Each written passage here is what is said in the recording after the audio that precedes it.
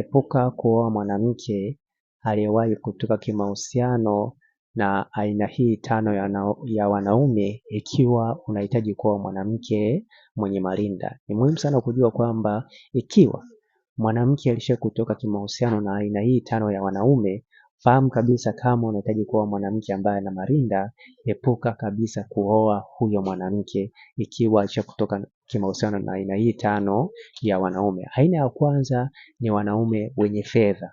Ni muhimu sana kujua kwamba asilimia kubwa ya wanaume wenye fedha wanapenda sana huo mchezo, kwamba ikiwa mwanamke alisha kutoka na wanaume wenye fedha kimahusiano, fahamu kabisa kwamba kwa asilimia kubwa huyo mwanamke anaweza kawa ameshatatuliwa marinda.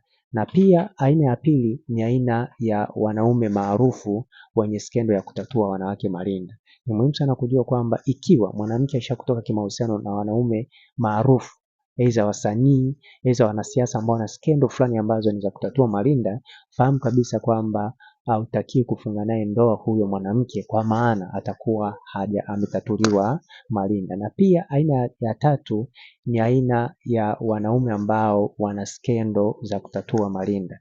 Ni muhimu sana kujua kwamba ikiwa mwanamke aisha kutoka kimahusiano na wanaume ambao wana skendo ya kutatua marinda, fahamu kabisa kwamba huyo mwanamke hutakiwi kufunga naye ndoa ikiwa unahitaji kufunga ndoa na mwanamke ambaye ana marinda. Na pia aina ya nne ni yani mwanamke kuwa na mahusiano au kutoka kimahusiano na aina ya wanaume ambao hawana utu wala hofu ya Mungu. Ni muhimu sana kujua kwamba ikiwa mwanamke alisha kutoka na mwanaume ambaye hana utu wala hofu ya Mungu. Hofu ya Mungu sio kushika Biblia, sio kwenda kanisani au msikitini. Hofu ya Mungu ni ile hali ya kujali utu wa mtu mwingine. Kwa hiyo hii pia ni mojawapo ya aina ya wanaume ambao kama mwanamke alisha kutoka nao kimahusiano, fahamu kabisa ni ngumu sana huyo mwanamke kuwa na marinda. Na pia aina nyingine ya mwisho ni aina